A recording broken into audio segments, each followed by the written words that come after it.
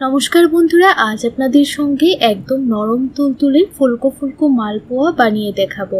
এই পদ্ধতিতে আপনারা মালপোয়া তৈরি করলে সবগুলি মালপোয়া একদম বলের মতো ফুলে উঠবে।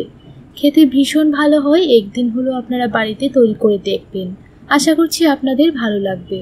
আর কতটা নরম হয়েছে আপনারা সেটা দেখেই বুঝতে পারছেন।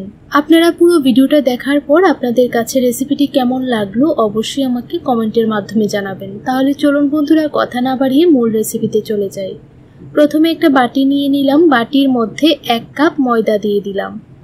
সেম কাপ মেপে হাফ কাপ সুজি দিয়ে দিলাম। এখন সেম কাপ মেপে হাফ কাপ চিনি দিয়ে দিচ্ছি। আপনারা অবশ্যই চিনির পরিমাণটা বাড়িয়ে বা কমিয়েও দিয়ে দিতে পারেন। এখন ভালো করে শুকনো অবস্থায় মিশিয়ে নিচ্ছি। আমি যতটুকু ময়দা দিয়েছি তার হাফ সুজি দিয়ে দিলাম আর হাফ কাপ দিয়ে দিলাম চিনি। সবগুলো উপকরণ মিশিয়ে নেবার পর দিয়ে দিচ্ছি 1 কাপ দুধ। এখানে আমি নর্মাল টেম্পারেচারে রাখা দুধই দিয়ে দিলাম। প্রথমে 1 কাপ দুধ দিয়ে দিলাম। একটু মিশিয়ে নেবার পর আরও হাফ কাপ দুধ অ্যাড করব।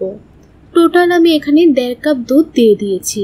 যেই কাপ মেপে আমি ময়দা সুজি দিয়েছিলাম সেম কাপ মেপে 1.5 কাপ দুধ দিয়ে দিলাম। এখন ভালো করে হ্যান্ড হুইস দিয়ে মিশিয়ে নেব। আপনারা চাইলে কাঁটা চামচ বা যে কোনো চামচ দিয়েও মিশিয়ে নিতে পারেন। ভালো করে মিশিয়ে নিলাম। আর দেখুন বন্ধুরা, ব্যাটারটা ঠিক এইরকম পাতলা করে তৈরি করবেন। যেহেতু এখানে আমি সুজি ব্যবহার করেছি তাই 10 থেকে 15 মিনিট রাখার কারণে কিন্তু ব্যাটারটা আরেকটু ঘন হয়ে যাবে। আপনাদেরকে একটা চামচ দিয়ে দেখিয়ে দিচ্ছি কতটা পাতলা করে তৈরি করেছি। এখন এই ব্যাটারটাকে 15 মিনিটের জন্য ঢাকা দিয়ে রেস্টে রেখে দেব। ততক্ষণে কিন্তু সুজিটা অনেকটাই ফুলে যাবে। 15 মিনিট পর ফিরে আসলাম। সুজিটা কিন্তু পুরোপুরি ফুলে গিয়েছে।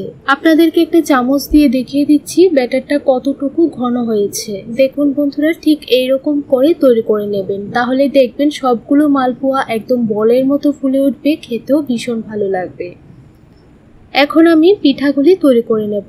চুলার মধ্যে আগে থেকেই তেল গরম হবার জন্য বসিয়ে রেখে দিয়েছিলাম। যখন তেলের টেম্পারেচারটা ঠিক এরকম হবে তখনই দিয়ে দেবেন। আর দেখুন, দেবার সঙ্গে সঙ্গেই কিন্তু মালপোয়াগুলি একদম বলের মতো ফুলে উঠেছে। কিছুক্ষণ একটা পিঠ ভাজা হয়ে যাবার পর উল্টিয়ে দিলাম। এখন অপর পিঠটিও ভালো করে ভেজে নেব। দুটো পিঠ উল্টিয়ে পাল্টিয়ে ভালো করে ভেজে নেব। যখনই এরকম কালার চলে আসবে তখনই নামিয়ে নেবেন। আরেকটা মালপোয়া আপনাদেরকে ভেজে দেখাচ্ছি। দেখুন বন্ধুরা, কত সুন্দরভাবে মালপোয়াগুলি ফুলে উঠছে। এইভাবে একদিন হলো আপনারা বাড়িতে তৈরি করে খেয়ে দেখবেন। আশা করছি আপনাদের খুবই ভালো লাগবে। অনেক সময় আমাদের মিষ্টি খাবার ইচ্ছে করে, তাই খুব কম সময়ের মধ্যে কিন্তু পারফেক্ট একটা রেসিপি। দেখুন, আরেকটা মালপোয়া আমি বানিয়ে নিলাম। একইভাবে সবগুলো মালপোয়া বানিয়ে নেব। আমি 1 কাপ ময়দা আর হাফ কাপ সুজি দিয়ে প্রায় 15 থেকে 20টা মালপোয়া তৈরি করে নিয়েছি। আপনাদের কাছে রেসিপিটি ভালো লাগলে ভিডিওটিতে একটা লাইক করতে ভুলবেন না। আর এখনও যারা আমার চ্যানেলটিকে সাবস্ক্রাইব করেননি তাদের কাছে অনুরোধ রইল চ্যানেলটিকে সাবস্ক্রাইব করে আমার পাশে থাকার জন্য। তাহলে বন্ধুরা, আজ এই পর্যন্তই। দেখা হবে নতুন দিনে নতুন রেসিপির সঙ্গে। আপনারা সবাই ভালো থাকবেন, সুস্থ থাকবেন।